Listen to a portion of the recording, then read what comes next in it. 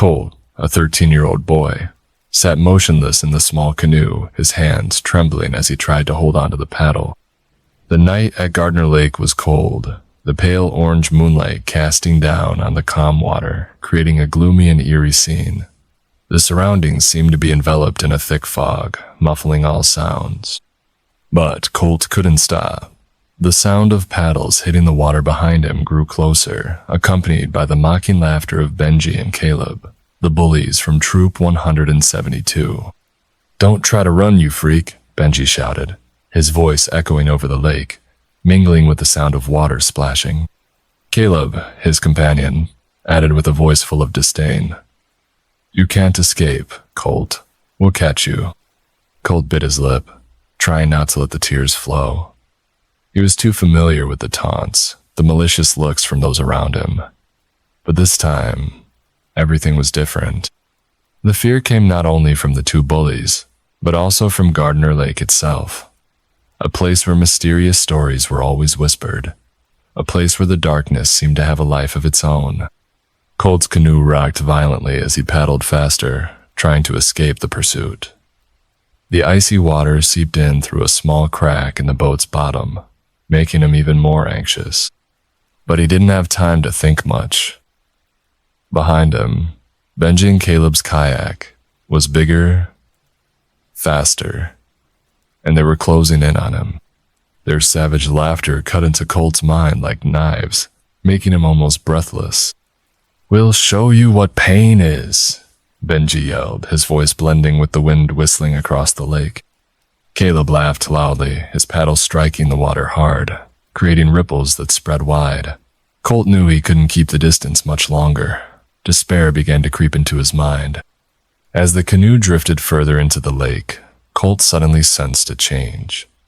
The air became colder, heavier, as if an invisible entity was present around him. The pale orange moonlight seemed to be obscured by a strange darkness, making the water turn pitch black. Colt stopped paddling, his heart pounding in his chest. Suddenly, a sound rose from beneath the water, the sound of old piano keys, each note playing disjointedly, as if someone was performing a piece from another world. The sound froze Colt, his hands dropping the paddle, eyes wide as he looked down at the lake. "What the hell is this?" Benji shouted from behind, his laughter abruptly stopping.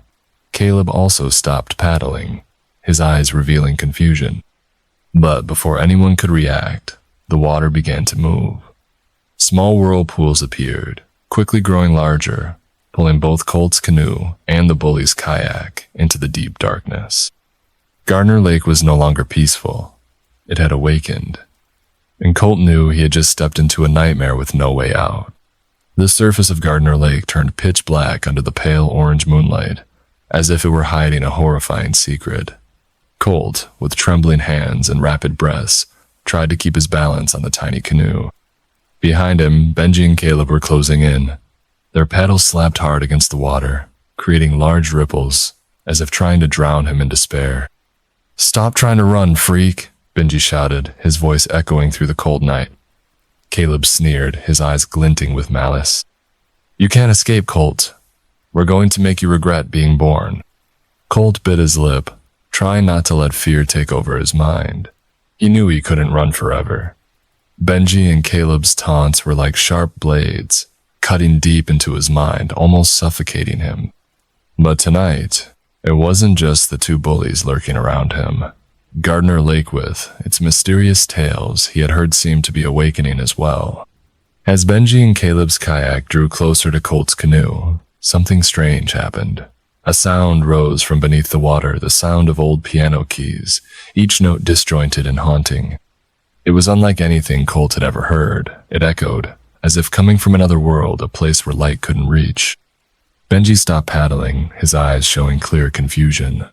"What the hell is this?" he shouted, his voice full of bewilderment. Caleb also paused, staring down at the water where small ripples began to form.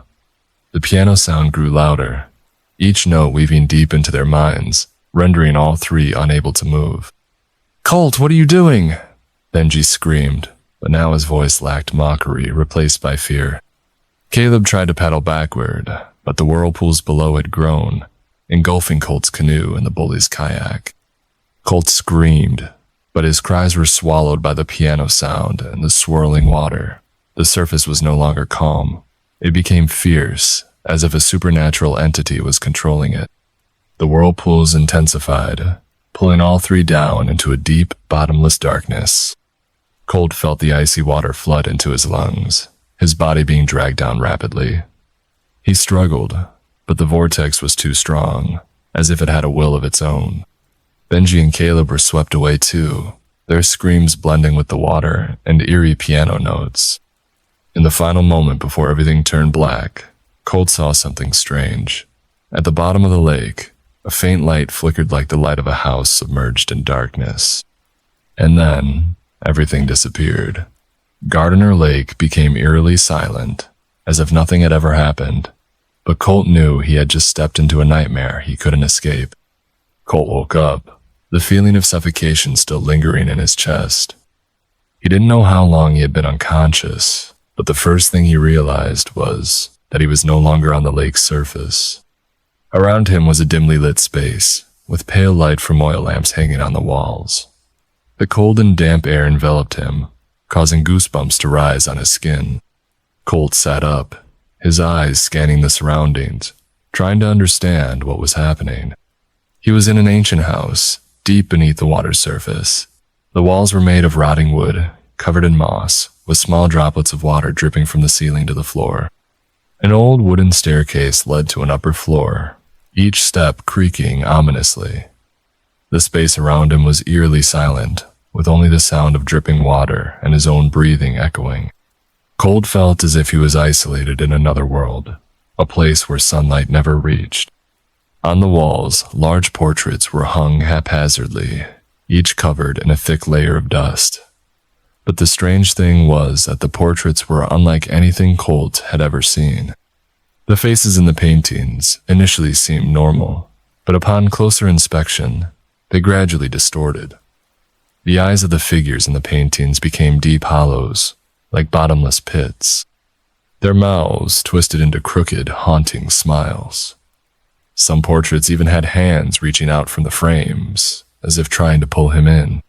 Colt backed away, his heart pounding. He couldn't comprehend what was happening. But then, his gaze was drawn to a large portrait hanging at the end of the room. In the painting was an image of a boy about Colt's age, with tousled black hair and bright blue eyes. But the strange thing was that the boy in the painting wasn't standing still. His eyes seemed to be staring directly at Colt, tracking his every movement.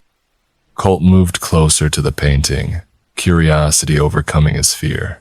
As he got nearer, he realized that the boy in the painting wasn't just looking at him, he was smiling. That smile was not friendly. It was eerie, as if the boy in the painting knew something Colt did not. And then, suddenly, the boy in the painting moved. His hands touched the frame, pushing out slowly. Colt stepped back, eyes wide with horror. The boy stepped out of the painting, his body enveloped in a faint blue light. The space around Colt grew colder, as if the temperature was being drained by the boy's presence. "Welcome," the boy said, his voice echoing throughout the room, haunting and mysterious. "You've come to the right place." Colt stood motionless, unsure of what to do. The boy from the painting now stood before him, a supernatural entity full of power and danger. And Colt knew that this house was not just a strange place. It was part of a mysterious rule he had yet to understand, but he had no choice but to face it. Colt opened his eyes, the cold feeling from the lake water still haunting his entire body. He gasped for air, trying to collect himself, but the bizarre images of the underwater house and the boy in the painting remained vivid in his mind. He lay on the lake shore, his hands trembling and his body exhausted as if he had just experienced a nightmare. But when he looked out at the lake, the scene before him made him almost doubt his own sanity. Benji and Caleb were sitting on the kayak, completely dry, as if nothing had happened. They didn't look like those who had been swept into the mysterious whirlpool with him. Caleb was laughing, saying something to Benji, both appearing eerily calm. Colt tried to sit up, his eyes wide open. staring at them. "No way," he muttered, his voice hoarse. Footsteps sounded behind him. Scoutmaster Jeff, the one in charge of the camping group, emerged from the shadows of the forest. He approached Colt, his eyes filled with an odd expression, as if he knew something Colt didn't. "Colt, are you okay?" Jeff asked, his voice calm but slightly unnatural. Colt looked at him, trying to convey what had just happened. I was underwater. There was a house. And he pointed towards Benji and Caleb, his voice faltering with panic. They were pulled down too, but now they're sitting on the kayak like nothing happened. Jeff chuckled lightly, a strange smile devoid of empathy. "Colt, maybe you just imagined it. The lake water is cold. Sometimes it causes hallucinations. Those kids have been on the kayak all along. Nothing happened." "No, that's not it," Colt shouted, a sense of despair overwhelming him. He knew what he saw was real. The whirlpool, the piano sound, the submerged house, and the boy in the painting, all too clear to be just a dream. But Jeff spoke as if he were a madman, and Benji and Caleb showed no signs of fear or panic. Colt looked around, trying to find evidence, a trace to prove what he had experienced. But everything was normal. The lake was calm, with no sign of a whirlpool or anything strange. He felt trapped between two worlds, a reality full of doubt and a supernatural world he had just escaped. Jeff placed a hand on his shoulder, his eyes stern but carrying an incomprehensible coldness. "Colt, you need to rest. Don't let your imagination bother you anymore. Nothing happened tonight." Colt looked at him, then turned to Benji and Caleb. Both were looking at him, but their eyes no longer held the mocking look they had before. Instead, they seemed to be hiding a secret they didn't want him to uncover. Colt felt an inner conflict rising. Should he trust what he saw, or accept that it was all just an illusion? He stood up, his eyes still fixed on the lake. The feeling that something was wrong still haunted him, but he couldn't prove it. No one believed him. And perhaps the scariest thing wasn't what he had experienced, but the fact that he didn't know whom he could trust, even himself. Night fell, darkness enveloping the campsite by the lake. Colt sat near the fire, the flickering flames not enough to dispel the chill surrounding him. Benji and Caleb continued chatting cheerfully, as if what had happened earlier was just part of a normal day, but Colt couldn't join in. His mind was haunted by the image of the house underwater, the distorted portraits, and the boy stepping out of the painting. Everything seemed too real to be just a dream. Scoutmaster Jeff sat down by the fire, his eyes bright in the darkness. He looked around the group, then suddenly spoke, his voice low but captivating. "Do you know the legend of the sunken house in this lake?" Colt immediately looked up, his heart pounding. "The sunken house?" he asked, his voice hoarse. Jeff nodded, his eyes seeming to pierce through Colt. "There's an ancient story about a house deep beneath the lake. It belonged to a wealthy family in the late 19th century. People say they lived here, isolated from the outside world, and no one knew much about them. But then, one night, the house suddenly vanished. It sank into the lake, taking everyone inside with it." Colt felt a chill run down his spine.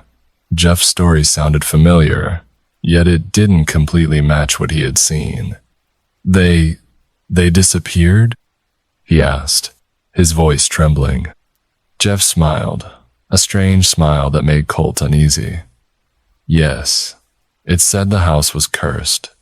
The people living there made a grave mistake, and the lake swallowed them to punish them. Since then, anyone who approaches the sunken house will see strange things, ghosts, unexplained sounds, and sometimes even souls still trapped there." Colt felt his heart race. What Jeff described was similar to what he had experienced, but something still felt off. "The souls, can they leave the house?" he asked, trying to hide the anxiety in his voice. Jeff looked at him, his gaze becoming serious. "No one knows for sure. but it said that if you see them, it means they've chosen you. And once they choose you, you'll never escape them. Colt felt his body freeze. Jeff's words were like a warning, but they also made him more suspicious. He remembered the boy in the painting, the eyes, the smile, and the way he stepped out of the frame. It didn't seem like a trapped soul. It seemed like something more dangerous, more powerful, and with a clear purpose. But the sunken house isn't like that, Colt muttered, unable to stop himself from arguing. I've seen it. It's not just a legend. Jeff looked at him, his expression becoming inscrutable. What do you think you saw, Colt? He asked, his voice challenging. Colt didn't answer. He knew that what he said wouldn't be believed. But deep down, he felt that Jeff's story was only part of the truth, a small part of a larger, mysterious rule he couldn't yet understand, and that made him even more tense. The sunken house wasn't just a legend. It was an entity, something waiting, and he felt it wasn't finished with him yet. It was late at night, but Colt still couldn't fall asleep. The sound of insects chirping in the forest only heightened the sense of isolation and coldness. He sat alone by the lake, his eyes fixed on the ink-black water.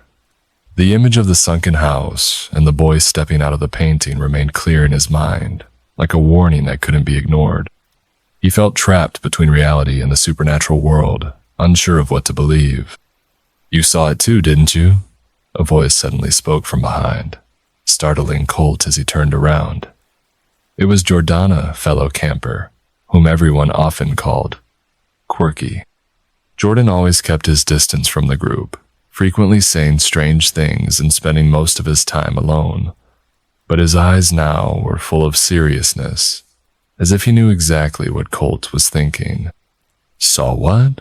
Colt asked, trying to hide the panic in his voice. Jordan stepped forward, sat down next to Colt, his eyes staring straight at the lake. The boy in the old scout uniform, he said, his voice a whisper but full of certainty. I met him last year when I first came here. No one believed me, but I know I wasn't imagining it. Colt felt his heart tighten. The boy, what did he look like? He asked, his voice growing quieter.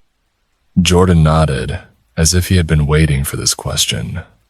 He wore an old scout uniform, like from the last century. His eyes, they weren't like normal people's.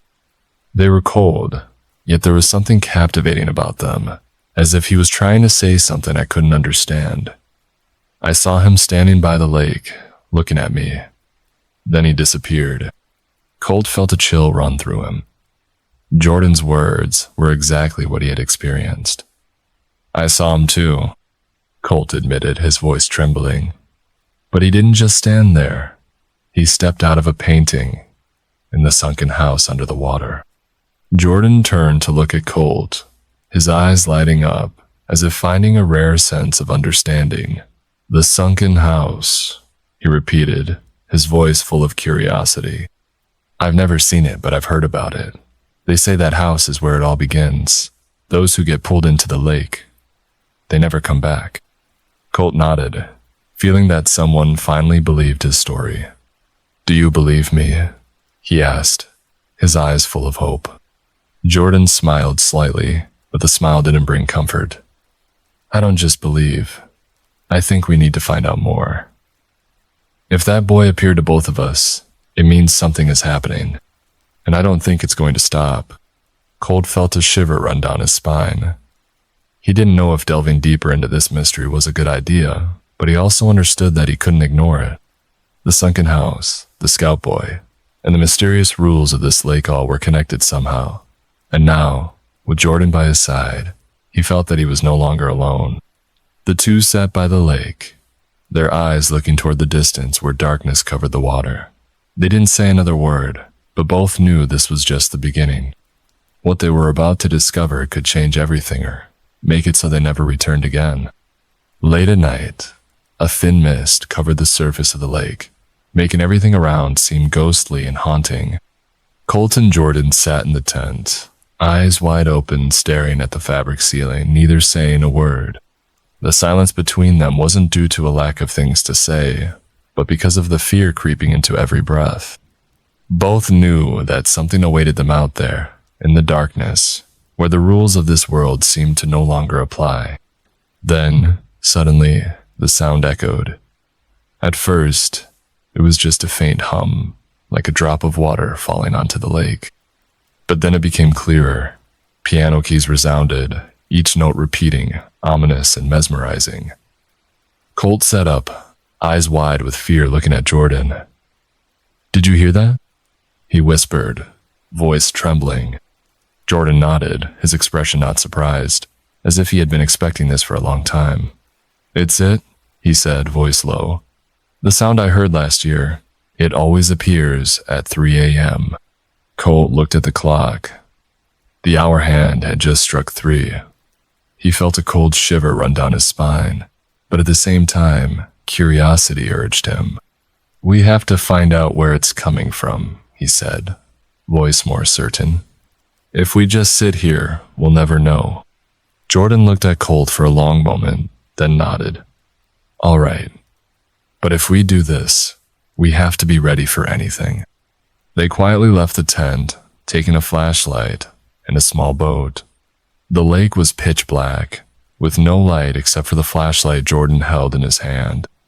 The piano sound still echoed, steady and haunting, leading them to the middle of the lake like an irresistible invitation.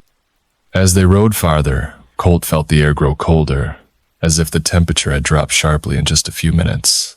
Thick fog enveloped them, making everything blurry.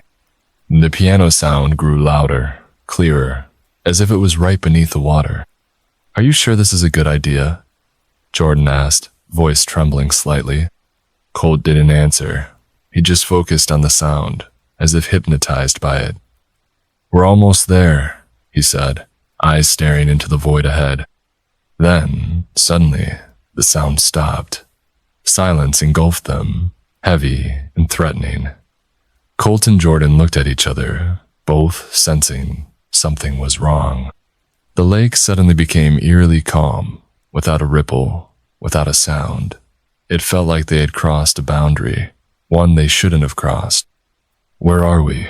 Jordan asked, voice barely a whisper. Colt looked down at the water.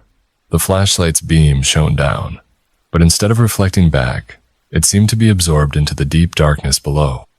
"There's something down there," he said, his voice becoming hoarse. Then, abruptly, a noise rang out. Not the piano, but another sound, like wood creaking. The water began to move, small ripples spreading from the center of the lake. Colt and Jordan froze, unable to take their eyes off the water. And then, from the deep darkness, a vague shape began to emerge, like a ghost, but too clear to be just an illusion.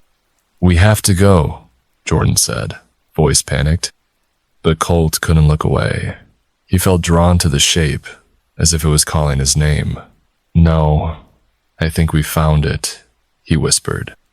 And that's when everything changed. The lake remained shrouded in a cold mist, like a veil concealing dark secrets. Colt and Jordan sat motionless in the small boat, their eyes fixed ahead, where the dense darkness swallowed everything. The piano had fallen silent, but the silence only made the atmosphere more eerie. Each breath they took mingled with the tension enveloping them. Then, from afar, a small light appeared. At first, it was just a faint dot, but gradually, it became clearer, like a lantern floating in the middle of the lake. Colt and Jordan looked at each other, suspicion evident in their eyes. "Someone's here," Jordan whispered, his voice full of caution. Colt nodded, gripping the oar tightly as if to find some courage. "We have to get closer," he said, though he wasn't sure if it was the right decision. Jordan reluctantly agreed, and they began rowing towards the light. As they approached, the shape of a larger boat emerged from the mist. On the boat, Colt could see a man standing upright, the lantern light illuminating his face. It was Scoutmaster Jeff, their guide, who always seemed strict yet mysterious. But what froze Colt and Jordan wasn't his presence, but the small figure standing beside him. It was a boy, Unmistakably so. He wore an ancient scout uniform, identical to what Colt and Jordan had described earlier. The boy's gaze was fixed on them, cold and empty, as if he didn't belong to this world. Colt felt his heart pounding, each beat threatening to burst his chest. "That's the boy," he whispered, his voice full of fear. Jordan didn't reply. His eyes were glued to Scoutmaster Jeff, who was now bending down talking to the boy, as if they had known each other for a long time. His actions seemed full of mystery, each gesture appearing carefully calculated. "What is he doing?" Jordan asked, his voice slightly trembling. Colt shook his head, unable to provide an answer. But inside him, a feeling of doubt began to grow. Scoutmaster Jeff always seemed strange, but his appearance in the middle of the lake at 3 a.m., along with the supernatural boy, made everything more suspicious than ever. "We have to get out of here," Jordan said urgently. "Something's not right. He shouldn't be here, and that boy isn't human." But Colt couldn't take his eyes off the scene before him. He felt drawn in, as if an invisible force was pulling him closer. "No, I think we need to know what he's doing," he said, his voice small but determined. Jordan looked at Colt, his face full of worry. But before he could protest, something strange happened. Scoutmaster Jeff suddenly turned his head, his eyes directed straight at them, as if he knew they were watching. Those eyes didn't resemble those of a normal person. They were cold, sharp, and full of menace. "We've been discovered," Jordan whispered, his voice choked with fear. Colt couldn't say anything. He just stared at Scoutmaster Jeff, who was now moving towards the edge of the boat, his eyes never leaving them. Then, unexpectedly, he said something to the boy beside him, and the boy began to step forward, his gaze still empty but full of power. The water beneath them began to move, small ripples spreading out, as if the lake was reacting to the boy's presence. Colt and Jordan didn't know what to do, only aware that they had stepped into a world they couldn't understand, a world full of mysterious rules, where life and death were separated by a thin boundary. "We have to go!" Jordan shouted, pulling Colt's arm forcefully. But before they could row away, a loud noise erupted from beneath the water, and darkness began to engulf them. Gardner Lake, once the destination for youthful adventures, has now become the venue for a significant event: Caleb's wedding. Colt, Jordan, and their old friends gather, bringing with them memories from years past, stories they thought they had left behind. No one says it aloud, but each person feels a strange sensation returning to this placia. Quiet unease, as if the lake still holds dark secrets.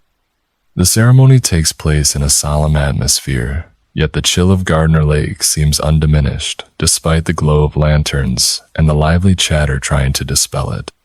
Caleb, now grown up, stands beside his fiancée, smiling happily, but Colt can't take his eyes off the distant lake, where thick darkness still lingers, like a reminder of what happened. Jordan approaches, whispering to Colt, "Do you feel it? The air here. It's not right." Colt nods, his gaze still fixed on the lake. "I know. It's like that night, the night we heard the piano." Jordan remains silent, but tension is evident on his face. Even as everyone around them is joyful, both sense an invisible presence, as if something is watching them. Then, suddenly, the sound emerges. At first, it's just a faint hum, like a whisper in the wind, but gradually, it becomes clearer, a haunting, mesmerizing piano, just like years ago. Colt and Jordan freeze, exchanging panicked glances. No one else at the ceremony seems to notice it, but to them, the sound pierces their minds. "How is it?" Jordan stammers, his voice choked. Colt doesn't answer. He just looks toward the lake, where the sound seems to originate. But this time, it's not just the piano. Strange phenomena begin to occur around them. Lanterns hanging from trees start to sway, as if a strong wind is blowing, though the air is completely still. The lake's surface ripples slightly, but there's no sign of any boat or creature. Caleb, standing at the center of the ceremony, starts to feel something too. The smile on his face fades, his eyes confused. "What's happening?" he asks, but no one answers. People begin looking around, whispering to each other, worry spreading in the air. Then, from the darkness, a vague shape appears. It is a persona, an entity standing silently at the edge of the lake, eyes fixed on the ceremony. Colt feels his heart pound, each beat threatening to burst his chest. "It's the boy," he whispers, his voice filled with fear. Jordan follows Colt's gaze and immediately recognizes it too. It is the boy they saw years ago, the one they believed didn't belong to this world. But this time, the boy is not alone. Beside him is another figure, larger, stronger, like an entity enveloping the boy in darkness.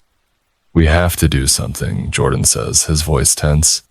But before they can act, something strange happens. The piano sound suddenly grows louder, each note ringing out like a warning. The lanterns hanging from the trees simultaneously go out, leaving the ceremony in darkness. People begin to panic, screams echoing everywhere. Caleb rushes to his fiance's side, trying to protect her, but his eyes remain on the lake, where the entities stand. Colt and Jordan don't know what to do, only knowing they've stepped into a world they cannot understand, a world full of mysterious rules, where life and death are separated by a thin boundary. "We shouldn't have come back here," Jordan whispers, his voice full of despair. But it's too late. The entities begin to approach, each step shaking the ground, and then, in a moment, everything falls, silenta, terrifying silence, before the darkness completely engulfs the ceremony. The atmosphere at Gardner Lake became suffocating after the strange events at the ceremony. The lively laughter and chatter disappeared, replaced by a heavy silence, as if everyone sensed the presence of something inexplicable. Colt and Jordan stood silently among the crowd, their eyes fixed on Scoutmaster Jeff, who was now the center of attention. Scoutmaster Jeff, usually calm, now looked more uneasy than ever. He stood under the scrutinizing eyes of the attendees, trying to maintain composure but unable to hide his anxiety. In Colt's heart, painful memories began to flood back, like pieces of a story he had tried to forget. "Do you remember, Colt?" Jordan asked softly, his voice haunting. "Scoutmaster Jeff. He was there the night we first heard the piano." Colt nodded, his eyes still glued to the man before him. "I remember. He was hiding something. I don't know exactly what, but it involves that boy." Memories from years ago came rushing back, clear as if they had just happened. That night, when Colt and Jordan first heard the piano from Gardner Lake, they saw Scoutmaster Jeff standing near the lake's edge, talking to a small figura boy in an old scout uniform. He had tried to shoo them away, saying it was just a prank, but his eyes were full of panic. Among the crowd, an elderly woman stepped forward, her voice trembling but determined. "Jeff," she said, her gaze sharp. "What did you do that night? I know you're hiding something. For years, I've heard stories about missing children." Scoutmaster Jeff turned pale, his lips tight. "I don't know what you're talking about," he replied, trying to keep his voice steady. But his words could not dispel the suspicion spreading through the crowd. Another man stepped forward, his face full of anger. "You lied to us, Jeff. I used to trust you, but now I can't. Those children, they never came back." Colt felt his heart pounding, each beat threatening to burst from his chest. He looked at Scoutmaster Jeff, who now seemed cornered. "He knows something," Colt whispered to Jordan. "He always has." Jordan nodded, his eyes tense. "But he never said anything. He hid it from us, from everyone." Accusations began to rise from all around, each person carrying a story, a pain. A young woman spoke of her brother, who disappeared at Gardner Lake years ago. An older man recounted hearing the piano from the lake at midnight, but never finding its source. Scoutmaster Jeff tried to refute, but his voice grew weaker, as if he knew he could no longer hide the truth. "You don't understand," he said, his eyes lost. "I tried to protect us, but There are things you can't comprehend. Colt stepped forward, facing Scoutmaster Jeff, his fear now replaced by anger. You knew about that boy, didn't you? He asked, his voice resolute. You knew about the entity? About what happened at Gardner Lake? Why didn't you ever tell us? Scoutmaster Jeff looked at Colt, his eyes filled with regret. I tried to keep you safe, he said, his voice choked. But I couldn't do more. That entity, it's stronger than any of us. It doesn't belong to this world. His words left the crowd silent. No one knew how to react, but inside everyone felt a terrifying truth. Gardner Lake was not just an ordinary place. It was a realm of mysteries beyond human understanding, a world of hidden rules and dangerous supernatural entities. Colt looked at Scoutmaster Jeff, his anger slowly turning into pity.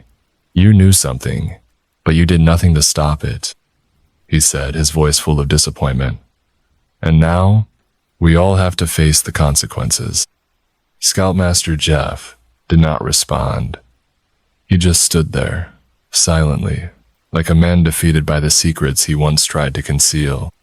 And then, from the darkness, the piano sounded again, haunting and mesmerizing, like a reminder that the truth was not yet fully revealed. The atmosphere at Gardner Lake had become so cold that no one could bear it. The lake's surface was as dark as ink, with small ripples not caused by the wind but seemingly stirred by an invisible force. The crowd attending the wedding stood motionless, no one daring to utter a word. All eyes were on Scoutmaster Jeff, who was now just a trembling shadow amidst anger and exposed secrets. Suddenly, the lake's surface began to boil. Layers of water churned, forming strange whirlpools. A screech echoed, like the painful cries of hundreds of trapped souls. Colt and Caleb stood near the lake's edge, feeling the coldness invading their bodies. What's happening? Caleb asked, his voice trembling. Colt didn't answer. He just stared at the lake, where ghostly figures began to appear. They were Pio Plino, spirits rising from the lake's depths, their eyes empty yet full of resentment. They were victims, missing children, those swallowed by Gardner Lake, and now they returned to confront Scoutmaster Jeff. Jeff backed away, his eyes frantic. No, it can't be, he stammered, his voice choked. I didn't want this to happen. I was just trying. I just wanted to protect us. But the spirits didn't listen. They moved closer to him, each step dragging the wrath of the past. A small boy, dressed in an old scout uniform, led the spirits. His eyes locked onto Scoutmaster Jeff, devoid of forgiveness or pity. You abandoned us? The boy said, his voice echoing like a call from the depths of the lake. You knew the truth, but you did nothing to save us. Jeff knelt, his hands trembling. I couldn't fight it, he shouted, a weak justification. But the spirits didn't stop. They surrounded him, ghostly hands touching his body, pulling him towards the lake. Colt, we have to go, Caleb shouted, pulling Colt from his stupor. But Colt couldn't tear his eyes away from the scene. Scoutmaster Jeff, once a symbol of strength and resolve, was now just a small man, overwhelmed by the consequences of the past. The spirits dragged him down to the lake, where darkness swallowed everything. A scream echoed, then all fell silent. The lake returned to calm, as if nothing had happened. But Colt knew that Gardner Lake had claimed another life a person drowned by his own secrets. Colt and Caleb stood still, their breaths heavy. We escaped, Caleb said, but his voice lacked relief. Colt looked at the lake, where the water still rippled slightly. No, he said, his voice low and haunting. We didn't escape. It's still here. It will always be here. Both turned and walked away, leaving Gardner Lake behind. But in their hearts, the coldness and fear remained, a reminder that there are mysterious rules humans can never break. And the supernatural entity at Gardner Lake, the vague, dangerous force, will always wait, hidden in the shadows, ready to pull others into its vortex. Gardner Lake sank into silence, but that silence did not bring peace. It was like a veil covering, hiding the horrific secrets that had just been revealed.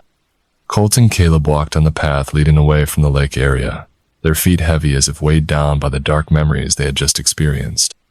No one spoke a word, but both knew that their lives would never be the same again. Colt turned his head for one last look. The lake was now calm, with no trace of whirlpools or spirits emerging from its depths. But he knew, deep beneath the dark waters, the supernatural entity still existed. It hadn't disappeared, merely waiting quietly, like a predator hiding in the shadows. In the days that followed, Gardner Lake became a story no one dared to mention. The wedding attendees all left, carrying with them feelings of unease and fear. No one wanted to talk about Scoutmaster Jeff, or what had happened to him. It was a secret they chose to bury, just like how the lake swallowed souls. But for Colt, things weren't so easy. The images of that horrifying night kept replaying in his mind, like a movie that never ended. The eyes of the boy in the scout uniform, the angry gaze of the spirits, and Scoutmaster Jeff's final scream all haunted him, preventing him from sleeping well each night. A week later, Colt made a decision. He went to see Caleb, the only person who understood what he was going through. "I can't stay in Troop 172 anymore," Colt said, his voice weary. "Every time I see the uniform, I remember Gardner Lake. I need to leave." Caleb nodded, not trying to persuade Colt to change his mind. He too was affected by the events at the lake, but he chose silence, trying to live on as if nothing had happened. "I understand," Caleb said, "but will you be okay?" Colt didn't answer immediately. He looked out the window, where the afternoon sunlight fell on the ground, but brought no warmth. "I don't know," he said after a long pause. "But I have to try. I can't let the past control me forever." He left Troop 172, leaving behind memories and relationships. But no matter how hard he tried, Gardner Lake wouldn't let him go.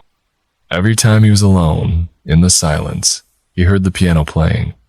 It wasn't loud, just faint sounds, but enough to make him shiver. Sometimes, he wondered if it was real, or just a product of his haunted mind. Colt tried to move on, but he never truly escaped Gardner Lake. That supernatural entity, with its vague and dangerous power, still existed somewhere, not just in the lake, but also in his mind. And every time the piano played, Colt felt like he was being pulled back to that place where mysterious rules and endless darkness prevailed. Gardner Lake still existed, cold and eerie, as a reminder that some secrets should never be uncovered. And for Colt, it was an indelible mark, a part of the past he couldn't escape, no matter how hard he tried.